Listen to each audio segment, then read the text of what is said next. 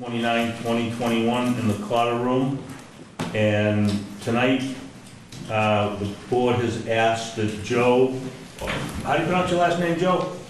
Honorado. It's a lot of vowels mixed Would in come there. forth, and because he's an hour and a half each way, Kevin Tocci has been nice enough to set up a Zoom meeting so that question can be answered about the herbicide being used at Cleveland Pond. There was already a notice of intent issued in 2018 on this project with an order of conditions. It's in your packet. And this is just more of an informal information so that Joanne, I know, had some concerns, or not concerns, but questions, and also Karen. So, Joe, if you would just introduce yourself, and then we'll go from there, please. Yeah, so my name is Joe Honorado with Water and Wetland. Brief introduction just on our company. We're a lake management firm based out of Upton, Massachusetts, so central Mass. We don't just do herbicide and algicide applications. We do surveys, water quality, fountains, aeration, diver-assisted suction harvesting, so a whole variety of aquatic management services. It's really, we're a small company, pretty much owner-operated. It's myself, my business partner, Colin Goslin, who's the project manager out of Cleveland Pond, who has been in this industry about 15 years, and then we have another environmental scientist working for us, James Lacasse, who has about 10 years experience. So that's kind of our business in a nutshell, in my introduction. Just a brief description, and then we're going to open it up to the board for questions on what you're going to be doing and when you might be starting, or have you started at Cleveland Pond? Yeah, so Cleveland Pond is a contract with Massachusetts DCR, so Department of Conservation and Recreation. So they have what's called the Lakes and Ponds Program, which is really focused on mainly DCR properties, areas with DCR beaches, DCR boat launches, things like that. But they put a whole bunch of money into improving water quality, managing invasive species in lakes throughout the state. They also have a weed watchers program that educates abutters on how to identify invasive species. So they do a lot throughout the state, a lot of work in the Charles River to manage invasive species, water chestnut, fanwort, variable milfoil. And so Cleveland Pond is a project that I know through my old employer, actually. I was involved in it even back then in 2018 when it came about, but it's really to control two species, invasive fanwort and variable water milfoil. And when I say invasive, they're really checking two boxes. So, nobody is trying to create a swimming pool, right? So invasive species are not meant to be here. They come from other parts of the world, these two specifically Asia. So they're not meant to be here. They were introduced, legend has it could be fish tanks, things like that. And they get introduced, spread through boats or kayaks, waterfowl, however they get introduced and spread through water bodies. But once they're introduced, they spread very quickly. So both of these species in Cleveland Pond spread through fragmentation primarily. So if boats chop them up, or just naturally they fragment, they get brittle, the fragments will reroot themselves, and that checks the second box. They spread very, very rapidly and outcompete native vegetation, which is the good stuff. The vegetation we want to encourage. And really what you start to see is these monocultures of just invasive species, which are not good habitat, not good wildlife habitat, not good fish habitat. And so that's kind of the backstory to Cleveland Pond. So another company had, worked on this for several years, but lake management, there is no, wonder drug. There is no magic pill or anything anybody can do to just eradicate the invasive species. Really, it's always just management. And so DCR puts this work out to bid. We were selected kind of last minute for this project in May, and the first thing I did was ask for a copy of the order of conditions. And I happened to reach out to Nancy and realize that an extension request had already been put in by the old company, and Nancy was nice enough to put that on the agenda. And she said, I didn't need to go, but I'm happy to be here to answer questions tonight. So following that approval on the order of conditions extension, we got right to work. So we're using a product in there called Sonar, not to be confused with Sonar Waves. It's actually just a brand name of an herbicide called Fluoridone. And so Fluoridone is a systemic herbicide, meaning it impacts the roots, which is good. It doesn't just burn back the plant, it actually kills the plant to limit regrowth in subsequent years.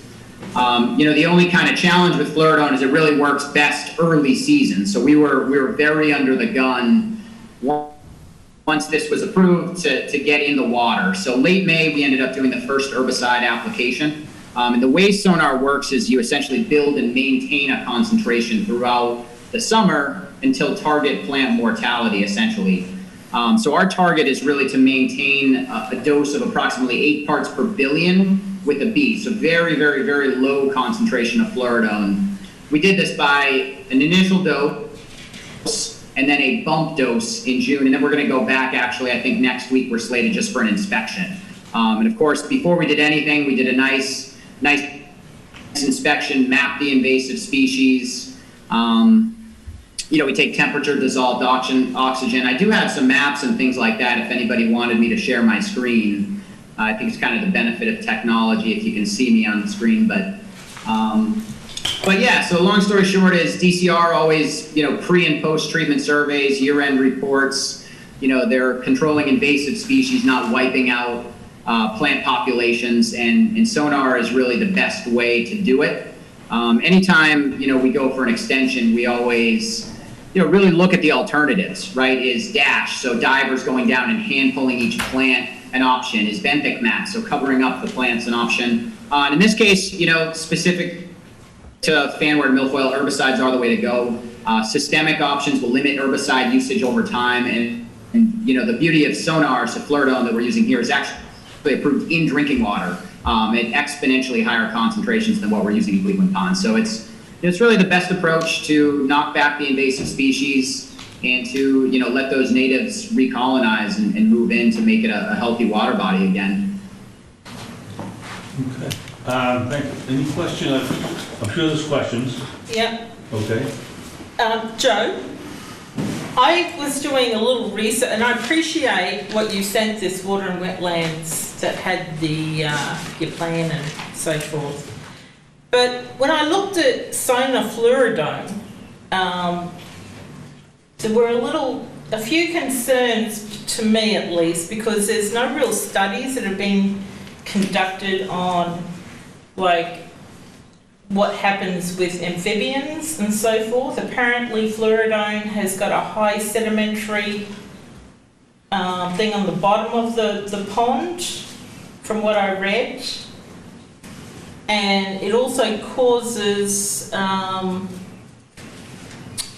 birth defects in labs. So I'm just wondering, is there a way to, going forward at least, to manually remove what needs to be removed and then hit one specific area to kill it off, rather than doing the whole pond itself? Yep, yeah, so those are all great questions, and I'll try and touch on all of them. I guess first thing is, specific to the amphibians. I mean, there are studies out there. I'm not sure specifically on amphibians, but there are some mass DEP even studies on reptiles, fish. So no toxicity to fish or wildlife, anything like that. The herbicide doesn't get uptaken into fish tissue. I guess the other thing too is sometimes if you look at just fluridone, you're looking at fluridone as a whole. The key here is that it's parts per billion concentrations. So in essence, right, you're diluting that gallon of product by over 1 billion gallons of water. So it's such trace amounts of fluridone. And really the way fluridone works is it inhibits the photosynthesis process in the plants. So it's definitely extremely safe. It's been around longer than virtually any of these aquatic herbicides that we're using. So it's been around since 1986 and used in thousands and thousands of water bodies. And again, at very, very low parts per billion concentration. So a part per billion, the analogy there is it's like a drop of ink in a water tanker. That's how little product. And in this case, really, we're not treating the whole lake. We did a survey. I don't know if it'll let me share my screen or if you can even see my screen, but if it's okay, I'd like to share it. Is it okay? Sure. Yeah.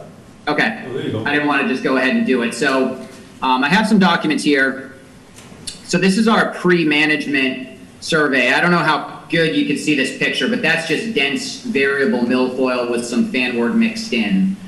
So native water lilies, the beauty of sonar too is it's pretty selective to invasive species. It may ding up the lilies, things like that in year one, but they bounce right back. But here's the map. So really we did, a visual survey. We also did a point survey with some points here. That way we can replicate this at the end of the season. And so in the points, you have a little table here that shows what we found at each point, densities. So you see some ribbonleaf pondweed. The kabamba is the fanwort. Your milfoil here. Then you have some bladderwort, which is native. You have some lilies. So that's that. And so what we found is there's really a few areas with the fanwort and variable milfoil. So really what we did is we treated those areas specifically. Luckily in Cleveland Pond, there are kind of some closed off cove areas. So we kind of look at it as a water body within a water body, if you will. So these green areas here are really our treatment areas at Cleveland Pond this year, of course, all based on the surveys. And so here, basically what we did is we put granular sonar, so sonar 1, which is a time-release granular formulation. It's slowly releasing the fluoridome directly on the plant beds within these areas. And then we applied sonar genesis liquid in these areas. They are closed off enough that we can keep concentrations of sonar in here by incorporating some liquid.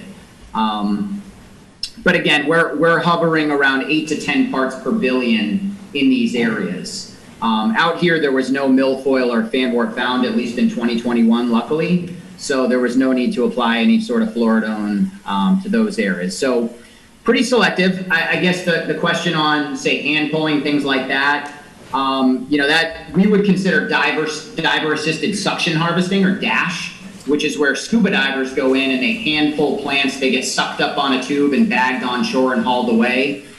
You're talking, tens of acres at this point of milfoil and fanwort growth. So we're definitely not at that point yet.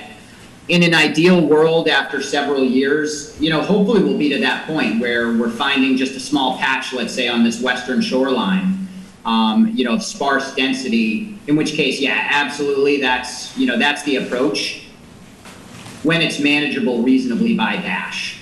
Usually we say like 100 stems per acre, something like that, is manageable by DASH, but when you get beyond that to these dense areas, it's just, it's difficult. And so sonar offers that selectivity by taking out those invasives while having very minimal impacts to the natives. And we can actually be pretty spot specific with it because of kind of the contours of Cleveland Pond. So I think that answered all your questions, but I'm not sure. I have a question. You had also done a study on Island Grove, and you sent us a proposal as to what could be done. You mentioned in this one about the hydro raking. Is hydro raking something that you can implement over there at Cleveland? Yeah, so I guess full disclosure, my name is probably on some of that Island Grove stuff from my old employer. So I think I worked on developing the survey, but I never actually saw the results. I think I left kind of right around that time before the report, but I definitely have tons of familiarity with hydro raking. So hydro raking would initially be ruled out specifically for these two species because they spread through fragmentation. So a hydro rake is basically a backhoe on a barge with paddle wheels. And so what it does is it's scooping the vegetation and removing it, which is great. You remove that biomass, you can actually potentially get some multi-year control if you dig out enough of the roots and remove enough organic matter with it. But the challenge is you're talking with the hydro rake, you're talking roughly maybe $10,000 to $12,000 per acre. So from a cost perspective, there's that too. When you have kind of confined areas here, you always run that risk of the hydro raking is chopping it up, and yeah, they're removing a lot of it, the fragments are escaping, and so those will reroot themselves and actually exacerbate the problem and spread the fanwort milfoil. So typically hydro raking is recommended for water lilies, that have defined rhizomes and roots where you can remove the root structure. Or emergent species, potentially a Phragmites that has a defined, rhizome structure that can be removed with the hydro rake. But in this case, really not a good fit. Just not to interrupt, but Mike Franny has contacted us here, Conservation, myself, and is going to get in touch with Joe directly about Island Grove and follow up specifically for Island Grove on that. So anything on Island Grove, right now Mike is heading up, I think from the CP or whatever, and, CPA? yeah, CPA yeah. fund? So Okay. that's, matter of fact, I don't know whether he's contacted you yet, Joe, but he said he was gonna try to contact you this week. Yeah, he hasn't, but I'm happy to talk to him for sure. Sure. Are you at 590 Lake Street in Shrewsbury? No, so that's my old company that I used to work for, Solitude. Yeah, okay, because this is the quality, the water quality report. If you'd like to see it, I can send it to you. I have it in an email.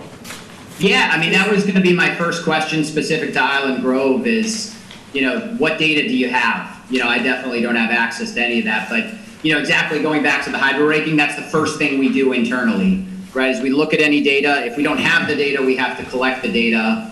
And we do the same thing with Cleveland Pond, right? And you look at it all, you say, well, is hydro raking a fit? No, because of fragmentation. Is harvesting a fit? No, because of fragmentation. Is DASH, diver-assisted suction harvesting a fit? No, because it's really beyond the density in the area that could be manageably covered through DASH, right? So you rule out all these strategies and then you determine, well, what is applicable? And that's how you develop that management plan. So that's, what we did for Cleveland and what we would do for Island Grove for sure. Yeah, because it's mentioned here, the herbicide, algicide applications, hydro raking, bacterial augmentation, and drawdown.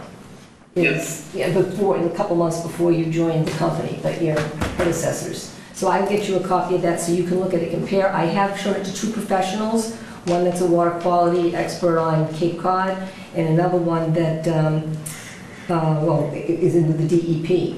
And, Okay. they gave me their opinions on this. And it looked pretty, they were both on the same page. Perfect. Because we'd like to see something done with that, and I will contact Mike Frank. Yeah, because he asked to come, I said, well, that's gonna be kind of a different thing, but I know you were concerned about it, so I gave him Joe's number, and I would get in touch with Mike and just, and work with that. Right? So with Cleveland Pond, we're looking at knocking it down now with this sonar fluoride, and within the next year or so, get rid of herbicides altogether? It's a tough question. It's definitely a tough question. I mean, I can tell you that each year we do a year-end report, which I'm happy to send to the commission. We're doing it anyway. You can kind of read the results and what the next year's management is. I think, initially these areas are pretty large. So I think it'll be sonar this year and next year. After that, I'm hoping that we could maybe do nothing, other than surveys for a year or two, other than possibly some DASH, so some diver-assisted suction harvesting. So I think, yeah. Do I think no herbicides are next year? Probably not, but I think 2 years from now, potentially yes. Okay, because I think that's what... Just based on densities that are out there now. Oh, and one thing too, I noticed your certificate of insurance is expiring. Oh, yeah. My insurance company won't send me new ones until I think Thursday this week, but it's all renewed. So I have a list and I send them to everybody, so. Okay, you want to put Town of Abington on that list so we've got it on file? Yeah, I'll get you an updated one for sure. Yeah. Any more questions? Not from us, but maybe anybody I out there. think, Kevin, I think we're good. Joe, I appreciate your time. Thank you, the commission. We have a Oh, question. Oh, hi, sorry. I'm Come Nicole. up here, Oh, come up here. Talk to Joe directly. do I stand here? That's fine. You can stand anywhere. Okay, Stand right here. got it. Excellent, thank you. Hi, my name's Nicole Corbett. I do the water quality testing down the Cape that Karen just mentioned. So my specialty, I used to do fresh water, now I do an invasive species of seaweed in Mashpee, and I've been looking at that. Same deal with fragments, and then it reproduces kind of out of control. Did Cleveland Pond have a cyanobacteria issue, or did they have an issue where they needed copper sulfate treatment in there? In Cleveland Pond specifically? Yeah, it was about 2 years ago. I actually lived pretty close by, and it was closed off for a copper sulfate treatment. I don't remember it, honestly. I know my company just took over this year. Yeah. I definitely don't remember it. I can tell you, though, I'll share my screen just again, right? So we're out there pretty regularly. Right. Now, we're not doing any algae sampling, and I'm sure you know, right? You know water quality that, Yeah. you know, somebody says, hey, is this toxic? You Yeah, know, yeah. harmful. You Yeah, don't know. I I mean, think- there's I think we visual had a lot- tip-offs, right? We had a lot of Island Grove drama last fall about that, yeah. And so usually those visual tip-offs would flag. Right. And then we'd say, yeah, you know what, let's get this tested for cyanobacteria. Right. Not necessarily a toxin screening, but at least, you know, what are we dealing with for blue-green counts? Mm-hmm. And then how do we react to that? So every time we're out there, which is pretty regularly, you know, every couple of weeks, every month or so, we do these field notes here. I'm gonna share my screen. So we do these field notes, which essentially has, you know, we were here for this, we did this, we inspected, you know, we take temp DO, you know, just as standard practice. Usually we'll take SEPI disc, and then photos. And so that's where, you know, we would make DCR in this case aware of the fact that, you know, hey, there's a potential bloom. You know, we recommend getting a sample taken, or we would Right. just collect one and preserve it with an iodine preservative. Yeah. And just get their okay to send it to the lab. But yeah, I mean, we definitely are all over HABs, and, you know, we do a lot of that work. So it's really one of the first things we're looking at when we're going to any water body, including Cleveland Pond. And then I guess maybe one thing to elaborate on too is when you have all these invasive plants that are growing really tall, it does end up kind of stagnating the water, which then could proliferate like an algae bloom or continuation of algae. So that's why it's really important to like get those out no matter what. Just get that out of there. Agreed. Yeah, good point. And the other thing with sonar too, so specifically, we try and use it very, very early season. It's just best Yeah. practice. Right. Because one, your plants are very immature, so you're limiting that biomass just from the get-go, because it'll actually just stunt their growth, and then you limit that biomass die-off, which is then decomposing. You know, can cause all sorts of problems. But so for a variety of reasons, sonar is excellent because you can use it very, very early season when the plants are very immature. Say, you know, May. If I could have gone in there even earlier, we would have. But you know, DCR was kind of late. But Yeah. I have a question for you, Nicole. They're using some kind of an alum treatment on the Cape right now in some of the pond water? Alum? Alum, A-L-U-M, yeah. I'll have to double check that. I know that we're treating a pond up the street from me with sonar actually next week because it's not as bad as Cleveland Pond, but it's starting to get that, we get a lot of that milfoil starting to come up and pop up, so they're gonna do sonar treatment there next week. I'll double check that one. Cape right now has bad cyanobacteria in a lot of ponds, so I'm not exactly sure what they're doing. yeah, I can expand on alum just really briefly if you wanted. Please, because they said that... So alum binds phosphorus. Yeah. So lakes with, you know, really systemic phosphorus issues, you saw phosphorus is that limiting nutrient really driving algae growth, excessive algae growth. So at some point you kind of look at, well, I can't control the watershed. The watershed is too big, right? And you're talking mega engineering, and you can't control what fertilizers people are using or not using. You can only do so much buffer management. So you start to look internally as to how to control the phosphorus, and alum is one of those tools. So it's not an algicide, it doesn't kill algae, it really just binds that phosphorus, and there's varying doses of alum. You know, there's more of a precipitant that will strip the phosphorus from the water column, and then there's those higher doses, which, you know, there's been several Cape alum treatments that, you know, essentially seal the bottom sediments from that internal phosphorus recycling and phosphorus release. So it's definitely a tool. It's been used at, you know, a lot of ponds down the Cape over the last several years. It just, you know, it's a lot of studies. You know, you're taking sediment samples and phosphorus fractioning in the sediment, water quality after water quality to really fine tune that dosing. Is alum a good fit? Is it not? Not going to help with any invasive species like Cleveland Pond, but for lakes specifically that have blue-green algae problems, cyanobacteria problems, it could be a fit for sure as a proactive measure to limit or avoid the use of algicides. Okay. Thank you. Great. Okay. Thank you.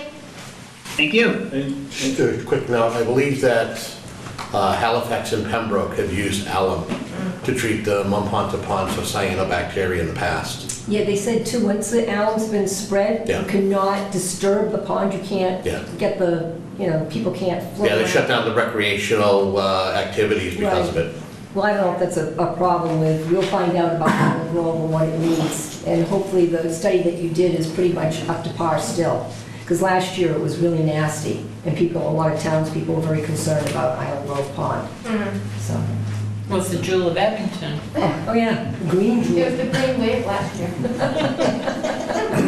Okay, are we all set Yep, with all Joe? set with Joe, Thank thank you, you very Joe. much. We're good? Perfect. Yeah, thanks for having me. I appreciate it. I'll send you the email with And- that study. Joe, thank Kevin, because if it wasn't for Kevin, you would have had to drive that hour and a half each way. Thanks, Kevin. Save me all that gas money, too.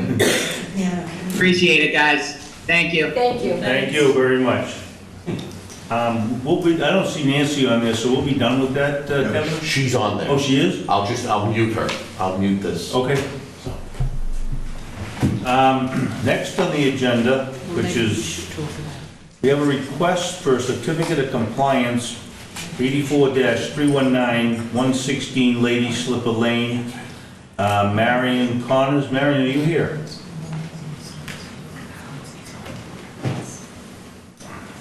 Well, Okay, this is for the lady this is slipper? Lady Slipper, and the problem is that they wanted to sell the house, as far as I know.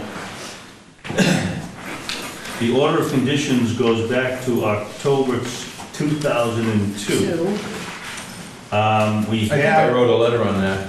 I did write a letter on that. We don't have the as-built, all we have is proposed.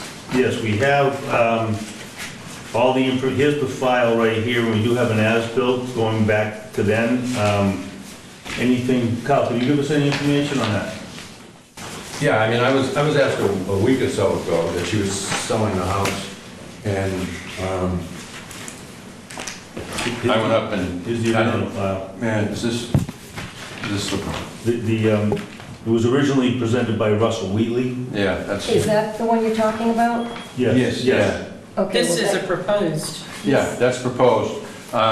So I was requested, I went up and did an inspection. I took some pictures. Do you have those?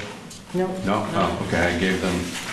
oh, go And ahead. nobody here has done a site visit either. I did take... Are you doing your plan? Or- No, I was just on June, I mean, we're months behind. This girl called me, went up and did an inspection. I looked at Russell Wheatley's plan, I took pictures, and they should have been enclosed in a letter that I wrote to. This is what we have here. You can- It should have been, let's see, I sent it, that's the order of conditions. Everything's attached. Did you? We got the order of conditions, a couple of emails, and that was the extent of it in this full proposal. Nothing from Nothing my else. office? This order of conditions was like, Yeah, it's 2002. expired, yeah. This happens quite a bit. Nobody goes after the certificate of compliance at the time. And this is now 20 years old, we want to sell the house. They can't sell the house because the deed is open with the original order of conditions. yep. I did take, so, I don't know why, now how did you know she was on the agenda? Somebody called and asked if we put on the agenda for Marion Connors, I'm assuming. Yeah, well, she's the owner of the property, Right. who originally did the pool. So I was asked a couple of weeks, not even a couple of weeks ago, to go up and take a look, and I just wrote a letter to the Abington Conservation Commission that I put in the mail. I don't know, maybe Of course, enclosed the pictures, Nancy's yeah, out. I realize that, yeah. And I just say, please find a request for certificate of compliance for the above referenced property. The order of conditions was for the construction of a garage and pool. These items were constructed in compliance with the order. Close-up pictures showing the garage and pool area that were constructed along with a copy of the plan that was referenced in the order of conditions. And I enclosed a picture of the garage that was constructed, that shows it on the left-hand side. And I also, He says that, here's the plan I found, we only ended up putting in a 16 by 36 foot pool. I mean, he doesn't mention anything about a garage. Did they do the garage? oh yeah, Okay. that was part of the order, yeah. Where's that plan you had? We only ended up putting in, that was in I think- 2021. Oh, I think she was talking about the size, Size of of only the pool, putting yeah. a size, a smaller pool, but there's the proposed garage, which is Oh, right there. because the pool was gonna be Oh, bigger. I've seen that on Zillow, Yeah, and I know what she's asking for. So maybe she does want to sell it when the market's up. yeah, right. I'm trying to. Karen. let me just, I don't know if I did These hills have eyes.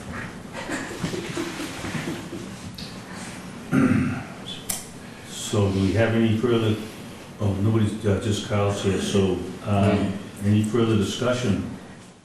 We don't have the paperwork that's necessary. I mean, I don't want to hang anybody up, but at the same time, we don't have the paperwork that is needed to give them the certificate of compliance. Let me see.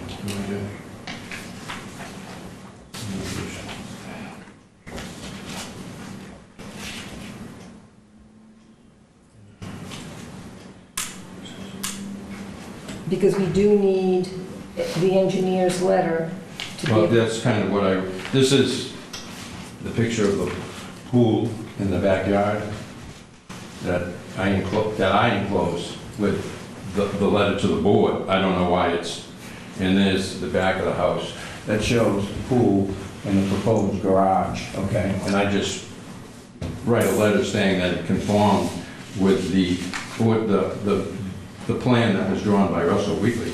And that's about all I could do for it. Yeah, so Carl's just an outside source. I understand. Russell Wheatley is, of course, Deceased, isn't he? well, he's out of business. He did And, pass. so what, all we have here is an engineer's,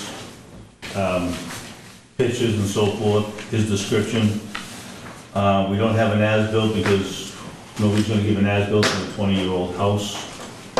She can't sell a house unless we give a certificate of compliance. What do you mean you can't do a, Excuse me? what do you mean you can't do one on a 20-year-old house? Well, who you gonna get to design, write up an as-built? Well, No, I mean, I did go up and inspect it, and I reviewed Russell Wheatley's plan, that he showed the proposed garage and pool area on his plan. So I went up there, and before I would request a certificate of compliance, I made a site visit, I took pictures, I looked at Russell Wheatley's plan, and I make a statement that enclosed our pictures showing the garage and pool area that were constructed, along with a copy of the plan and reference it. And it was in conformance with the design plan. But that's, I don't Well, mean to be dead horse, but this is proposed, so we don't have the firm plan. but what he's yeah, well, saying is that's not anything right, I could do, and right. we're 6 months behind. So, they would like us to use the proposed plan as the as-built.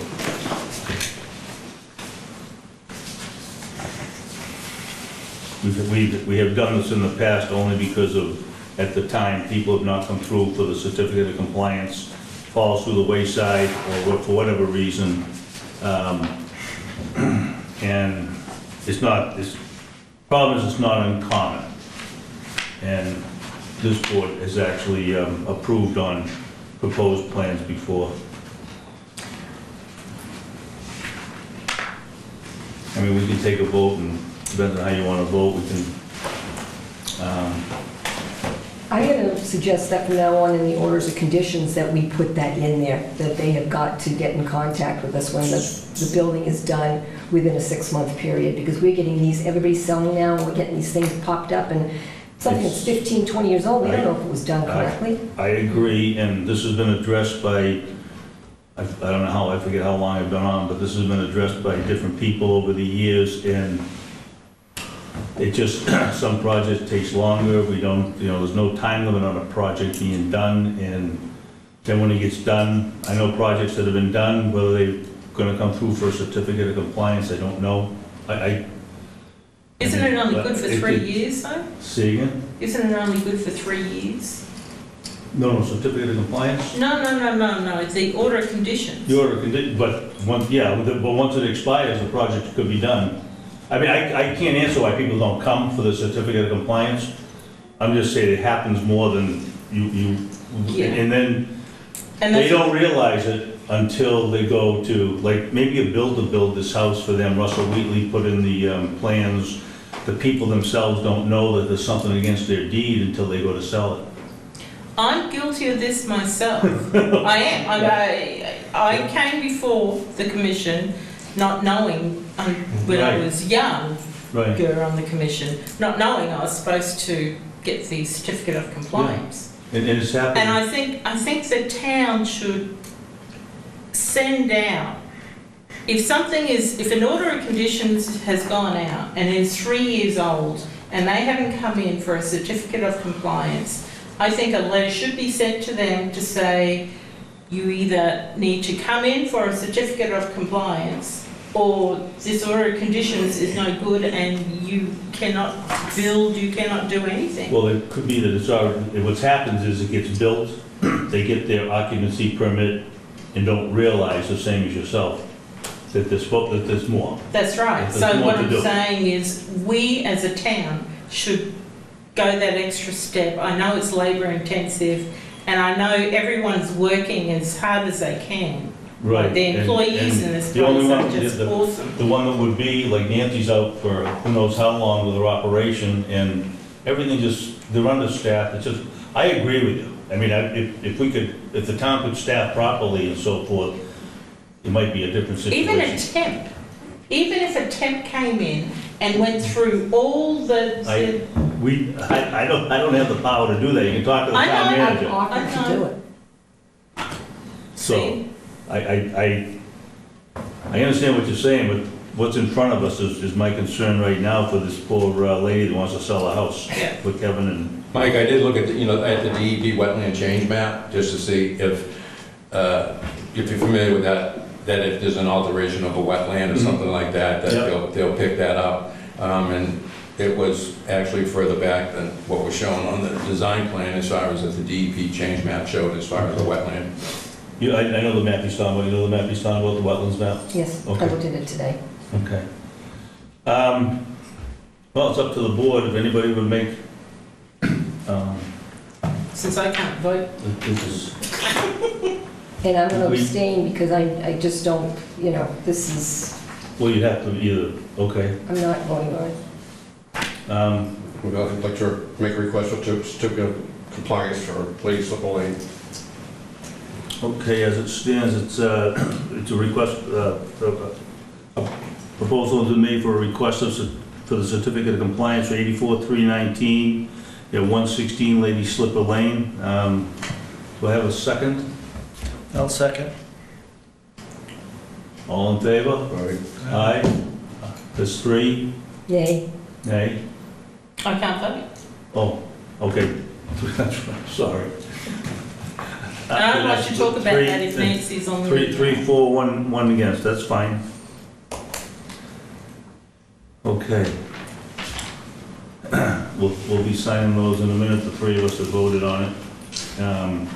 Now, next, we have docket 84-546, a notice of intent to construct a single-family home, utilities, driveway, retaining wall, and site grading that should be within a 100-foot buffer zone, Dorsey Street at Chamberlain Street, filed by Robert Matthews. Kyle Garvey representing. Are you the Matthews? Did you just hear what I said about the following up on your notice of order conditions? Okay.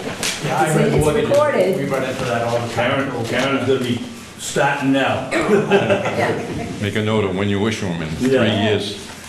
A lot of times, the building inspector has to, for an occupancy permit, they should be signed off at that time, Seriously. That- But a lot of times, there's like still site grading or And foam and seed. The guy that was the head of the building department told me it wasn't his job, Mike. That would make it simple, I know.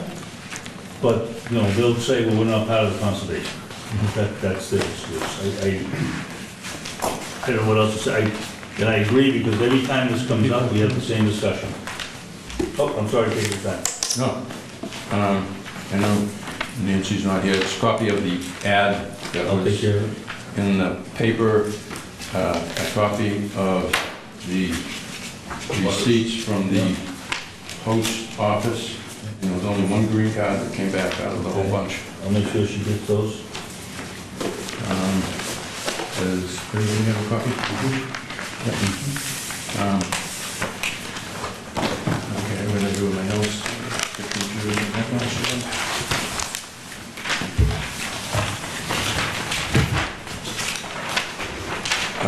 Okay, Kyle Garvey representing EMK Trust, Robert Matthews trustee, who is here tonight. The property consists of 4 lots that were shown on a subdivision plan back in 1951 and were never developed. The lots in question were previously owned by Eugene and Anna Kelly from 1984 to 2020. Dorsey Street was constructed as part of the Century Estates subdivision that also circled around to Murphy Street. I think you're all probably familiar with that? No? Okay.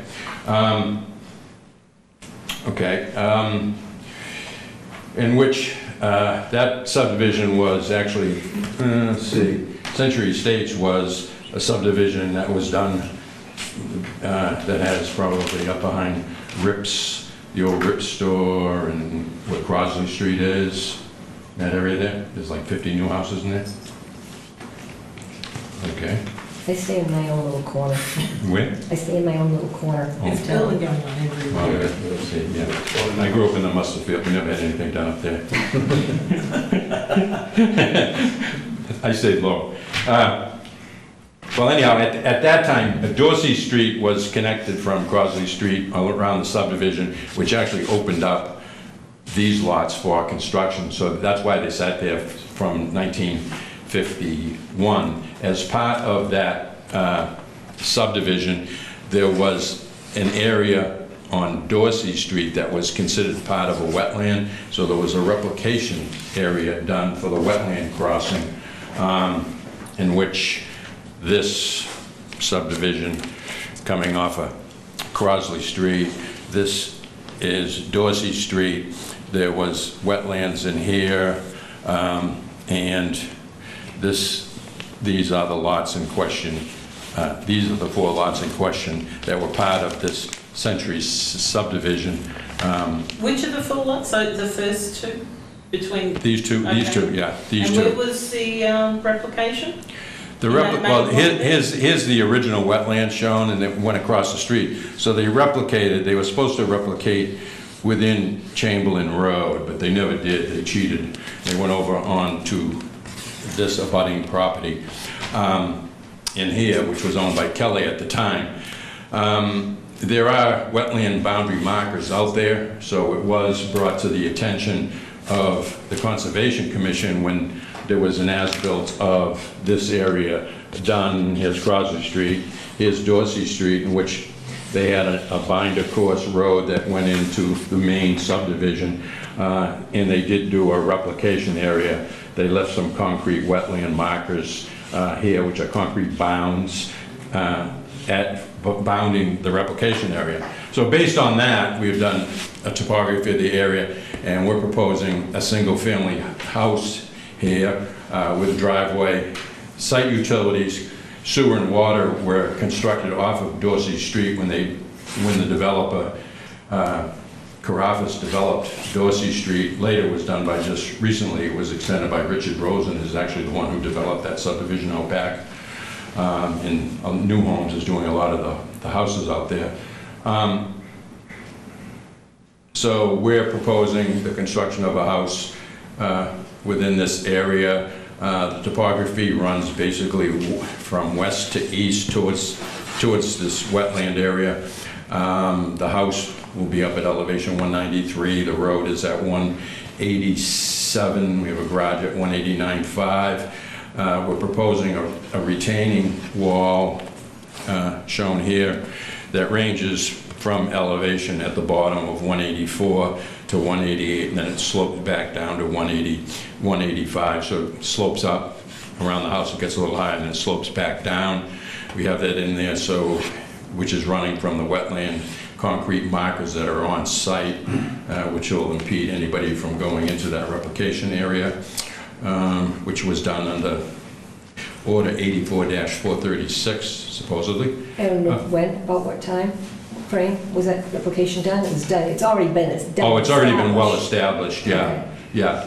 I think if you read Brooks' wetland report that's in with my notice of intent, she describes what's in that.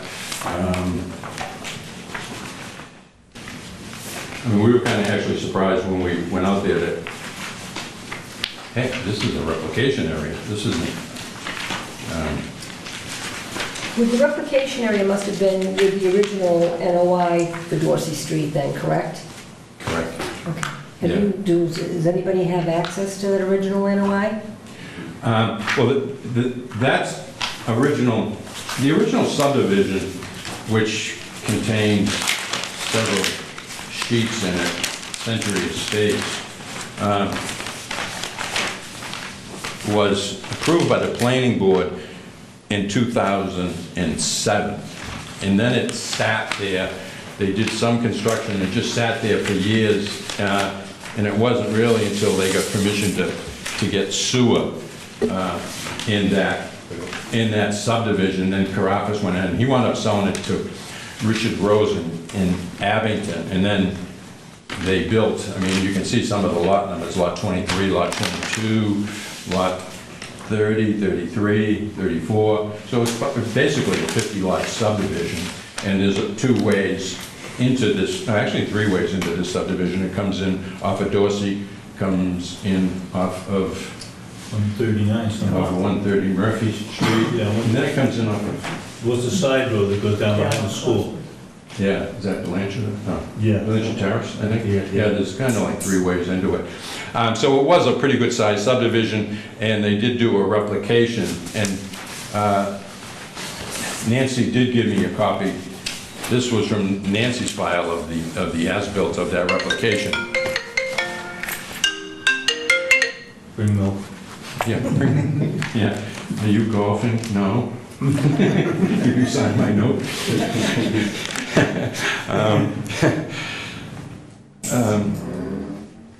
And I'm going to say that this was, the replication is probably 5 or 6 years old. Yeah. Which one are you building on? George Jamble. His Dorsey. Well, these are 24, 25. the 4 lots are what Matthews owns, the MK, and that's what this whole thing is combining. It's combining lot 68. So Chamberlain Street stops. Is that what you? Chamberlain Street was never constructed. Okay. Chamberlain Street's a paper road. Okay, now I got it. Now I There's know. nothing, yeah, you can't, This is what, right here on the way up, we approved Buckley Way for 2 houses to be built here. Correct, And you did, go up yeah. Dorsey and you cross over Crosley, and I know I've been up to see this area, and it has been marked off, the wetlands have been marked. I think that this is going to be, I think they could have, if they really wanted to. I think Richie Rosen could have actually built more if he had taken over the property or something. I'm not positive about this, but everything has been constructed properly as far as I can tell with the wetlands. But I know exactly where this is right now because I have been there. yeah. Well, I think what happened was it was originally Carafas owned all that. Right. Bought all that property. He developed the subdivision. He started doing some work up there. He had several stop orders. I remember going to planning board meetings, and he was always in there for stop orders. But he didn't have permission to put the sewer in, so it kind of just went in and cut down a bunch of trees. They weren't very happy. And it wasn't until he got the sewer. Once he got the sewer, he wound up selling it to Richard Rosen, who then actually started developing the whole subdivision. But the people that lived, the Kellys who owned these lots going back 30 years, knew his only way was to go by their property. So why, he's gonna provide you access for nothing, really. And once the road is accepted, you have every right to go in there. So, but Chamberlain Street, I mean, at one time, these were all house lots. There were gonna be houses built on there, just as there is on Crosley Street. It was never developed, and nor will it ever be developed now, because there's really nothing left. Is that a legal street though? Chamberlain, no. It's a paper, what would you call a paper street? And what happens on that is, if somebody owns property on a paper street, they have a fee to the center line of the road. And if you have lots on both sides of the paper street, then you have the entire fee within the way, with the rights of others to pass and repass over it, okay? So if somebody over here still has the right to, but it's not developed, I mean, you know, if somebody wanted to pave it and do something, they'd have to go in front of the planning board and do a road, which will never happen in this case, but. Explain to me again, please, about the, it's erosion control barrier, which is you said you've got that retaining wall going here? Yeah, well, that's really going right at the base of that, right at the base of that right against the wetland area.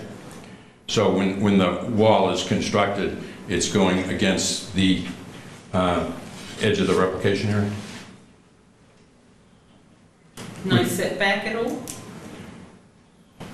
It'd be set, well, it's set back 1 or 2 feet from the replication area.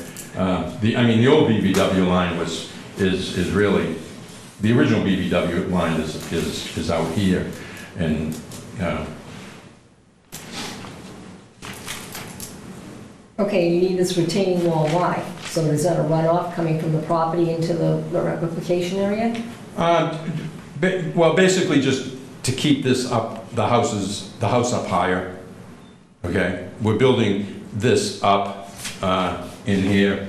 So you're building it up with fill? Yes, et cetera, yeah. To bring it up at a higher level? In this area against, say, lot number 24, that elevation is at elevation 89, it goes up to 90 if you look at those contours. All the houses in there, for some reason, are all built up.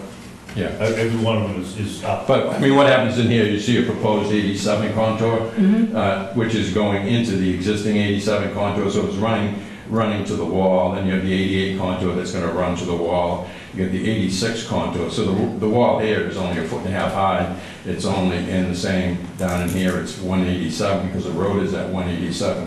And how, So the retaining wall's gonna come up towards the house, a couple feet, flatten out, and then dissipate back here. and how many feet is between the house and that retaining wall? Because it doesn't mention it. It's probably around 8 feet. And is that retaining wall on their property line? Well, the property line, this is the property, the whole thing is the property. Oh, okay. Yeah. Yeah, I mean, the area itself is 42,000 square feet, it's an acre of land, yeah. And it's got a 261-foot frontage, right? That's... Correct, 261 feet of frontage, yeah. And can I ask also why they've got 30 feet from the side of the porch over to this property line? How come they're not just moving it over a little bit from the wetlands? Because of this, the side setback Zoning. is zoning. Zoning.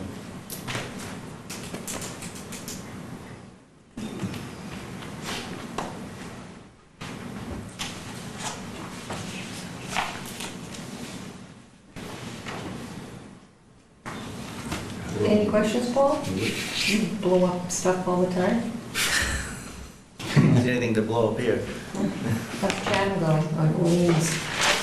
Oh, I'm up in the garden, I was doing okay. Any more questions from the board right now? I'd like to open this up to the public. If you would just come up and introduce yourself, name and address, please?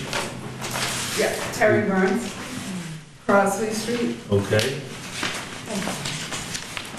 Questions I'm sure are going to be directed to... Well, can we see what he's talking about? Because as he's explaining it all to you, I, of course, couldn't Sure. see where he's talking about the actual lots going and this retaining wall and stuff. Well, this is quite a way up Dorsey Street. Where's that? That's one. I believe, The map of the whole, Yep, right there. I'm pretty sure it's right behind us. That's what I'm asking. Right behind our property.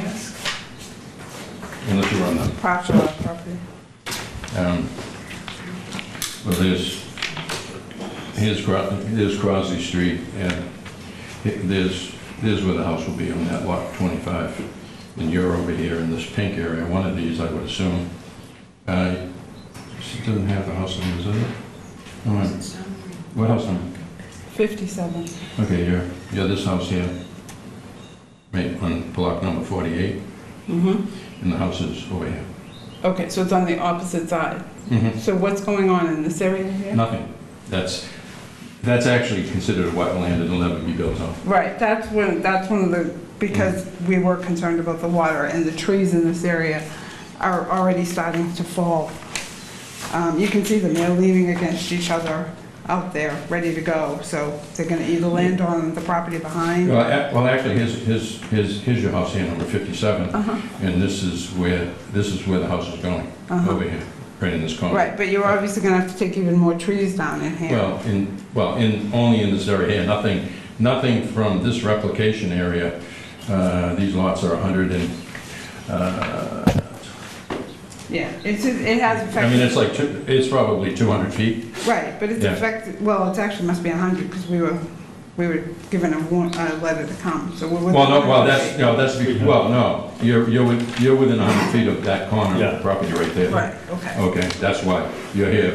I mean, it's showing the 100-foot buffer from the Yeah. wetland, so basically your property would be in the Okay. buffer zone. Then these lots here are 120, plus the width of the road is 40, so that's 160, plus the house is another 40 feet from that, Right, so it's like I know 200 where, feet. this is the entrance, you can see the entrance right now on the street. There's nothing there, but you can see that they've paved for the entrance. You can see it if you go up Dorsey Street. Yeah, onto- here's the replication area that they did, so this is, Right. and the house is going over in here. So it's behind one of the new houses that's right there. It's right next to the new house right here. Right, and we're right on this side. Yeah, right Right. there, yeah.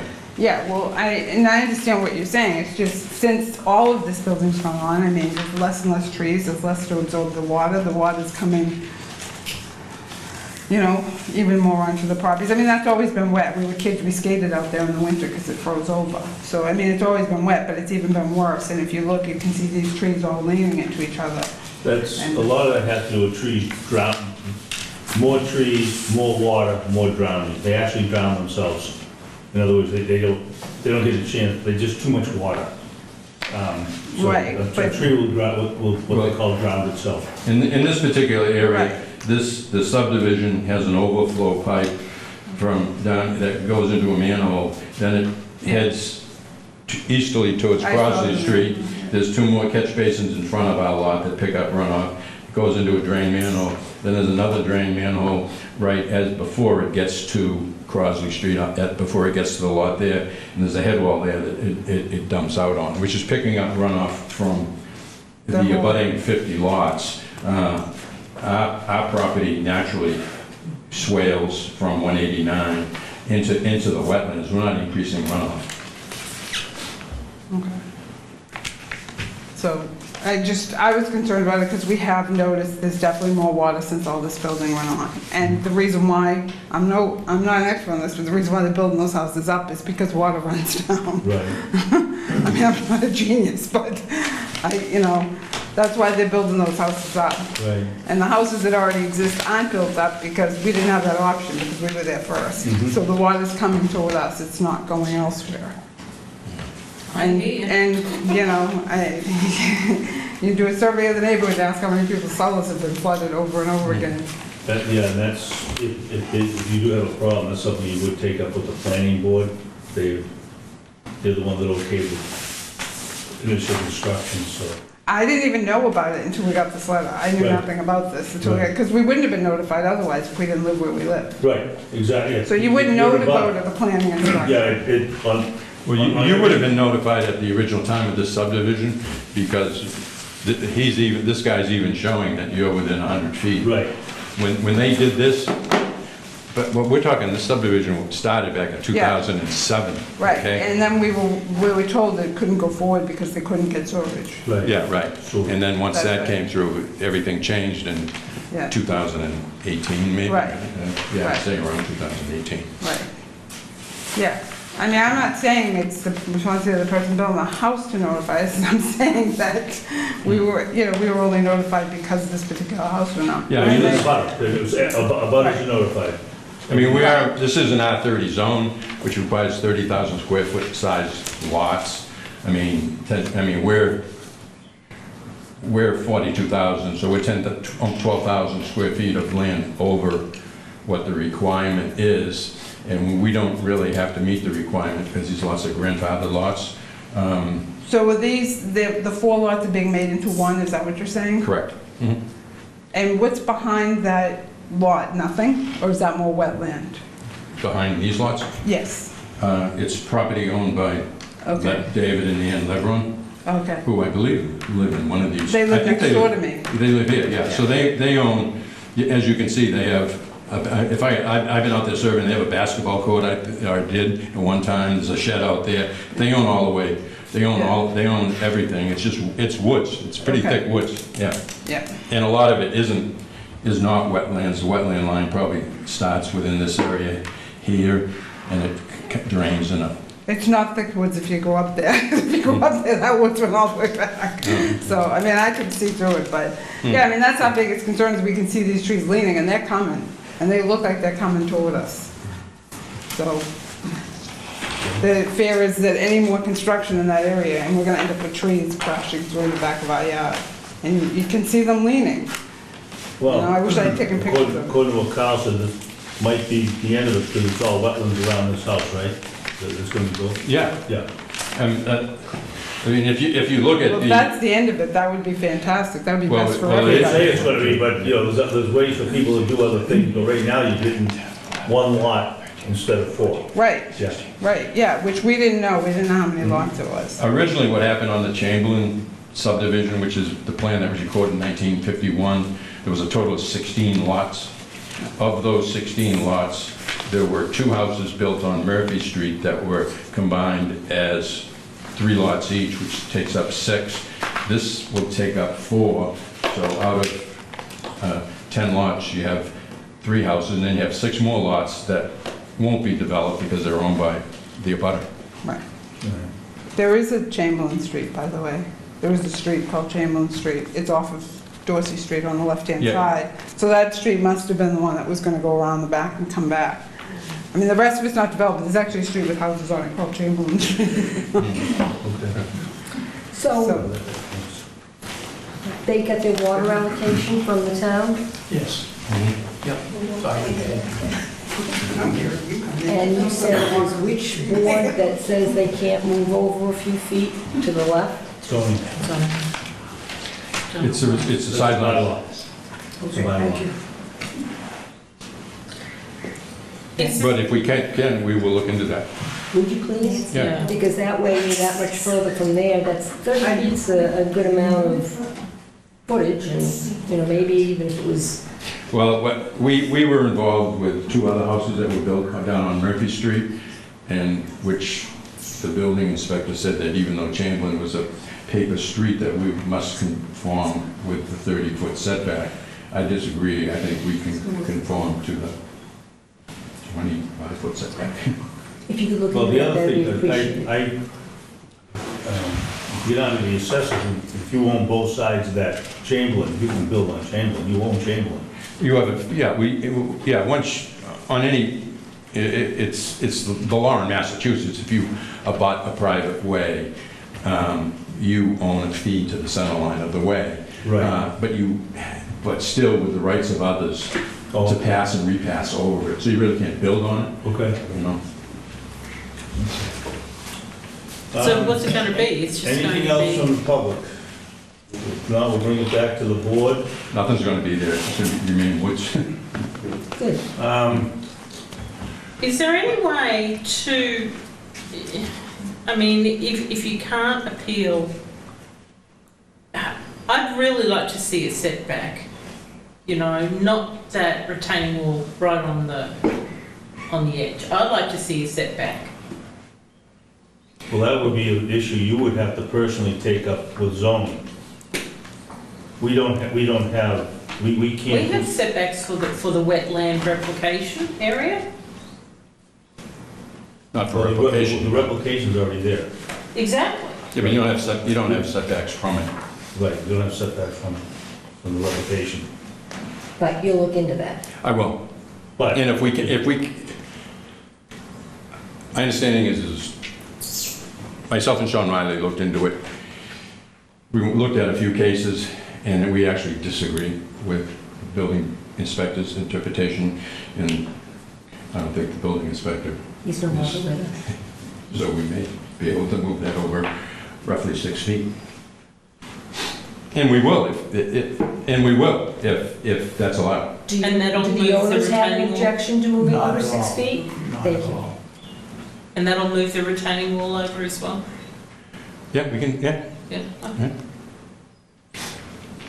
okay, I would entertain a motion from the board to accept the notice of intent brought forth for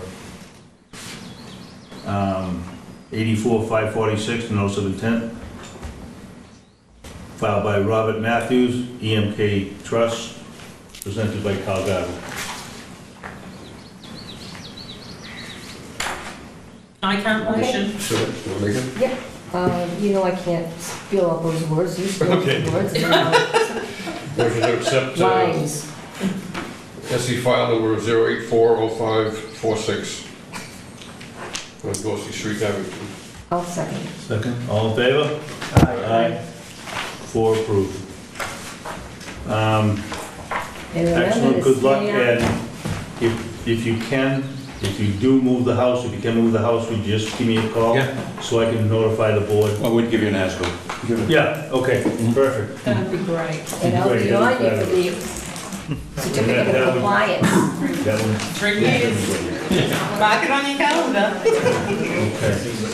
Huh? Okay. Okay, thank you. Thanks a lot. All right, take care, thank you. All right, we're gonna be,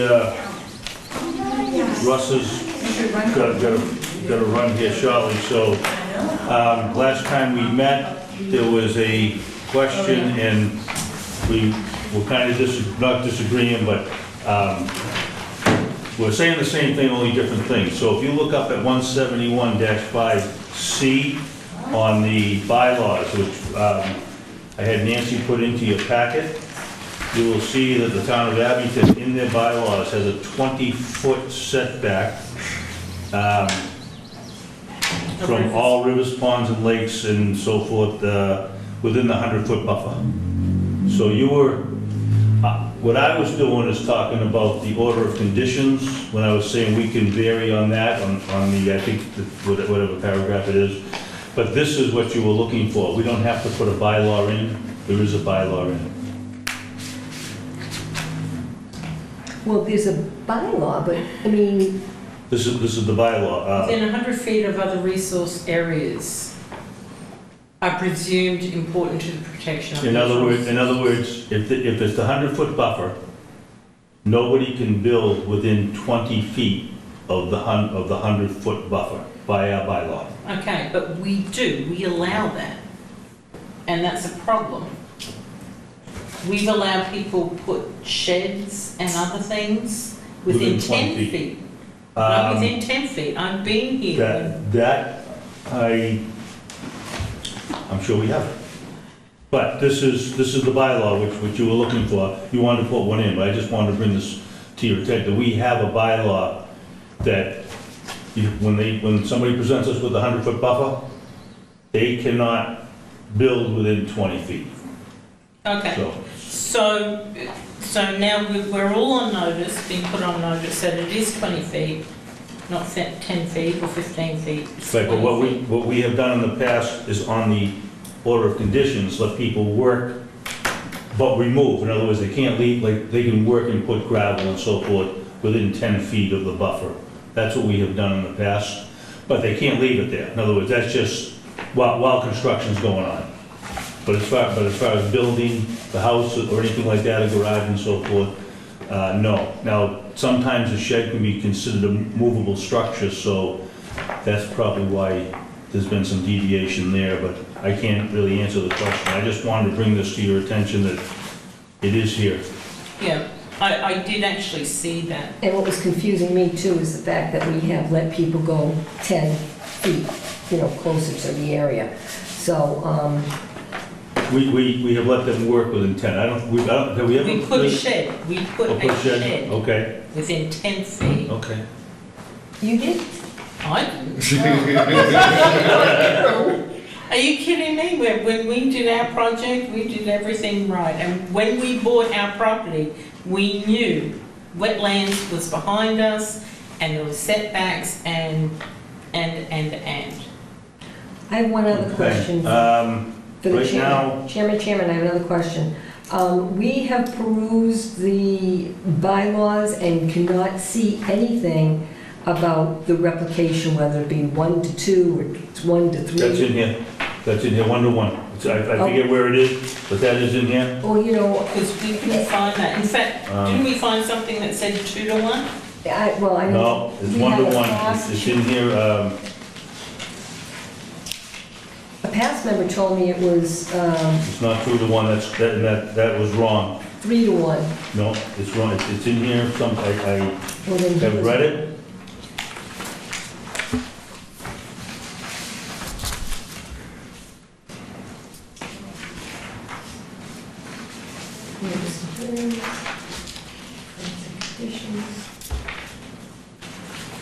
So that you can, in case you have to run, okay. Just, Change it away. yeah. Sorry, Russ. It's okay, no problem. Sometimes you just can't shut me down. That's my husband. The only thing, I'll get us to vote on the minutes before you take off, if you don't mind. The rest of it's just gonna be, a discussion. Yep. Oh, sign this. Oh, just sign that down the end.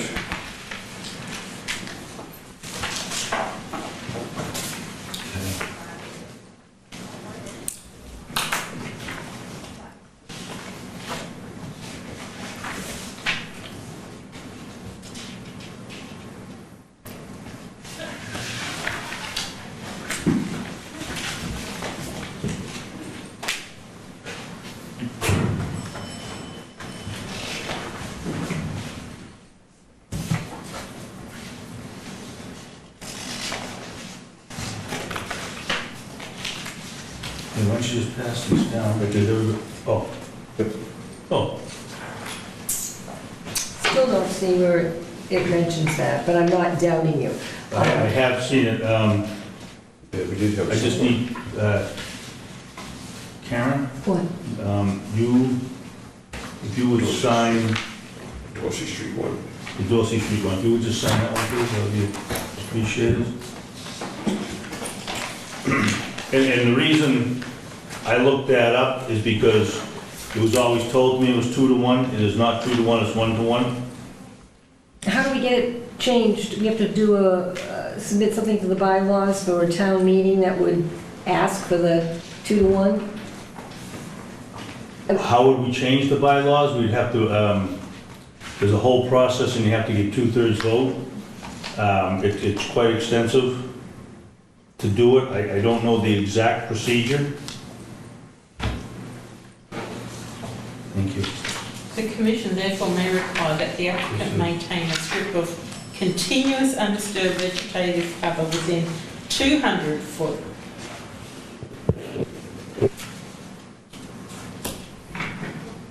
So This is this. basically, it's 100 to 200. Right? I can't see the replication. Could we just quickly, before Russ leaves, have a vote on the minutes? To accept the minutes from May 11th, if everybody's had a chance to read them?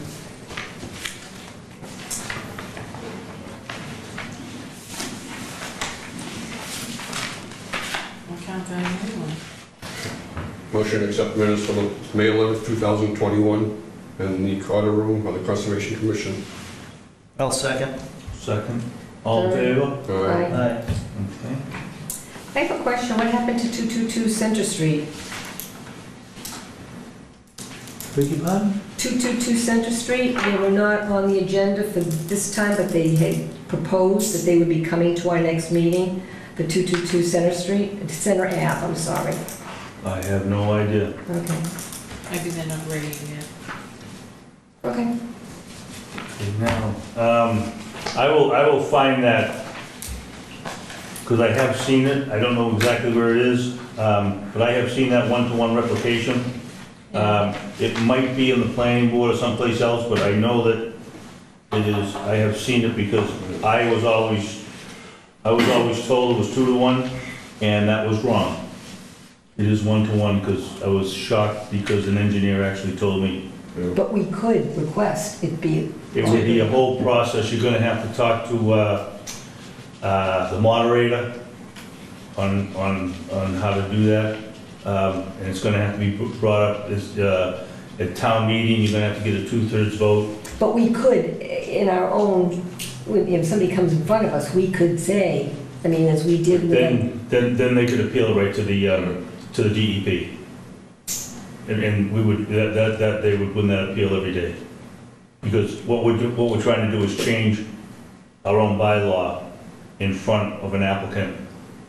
You know, we could request it. A lot of people have come and done it on their own to go 2-to-1, okay? We can request it, but we can't demand it. Yes, I understand that part. Okay. Yeah. Yes, but and a lot of people will do more than, if they have the room, they'll do more than ask. Just to make it easier on getting the approval. So, anyways, I'll find that. Besides that, there is nothing else for tonight. I have to get all this stuff together for Nancy. Everything is signed. Nancy's knocking, she wants to talk. Oh, she's muted. Yeah, Hold on. I don't know how to fix that. and I'd like to know what happened. If she can talk. Ending meeting for all, leave meeting canceled. How do you know Nancy wants to talk? Wasn't she knocking? No, it was my phone. I know you're walking, but you can't come in. So, but is she on though? Oh! Is she on? She was. I don't know whether she's on now or not. But if I gotta have a motion to adjourn, Motion to adjourn. I'll second. all in favor? Aye. Aye.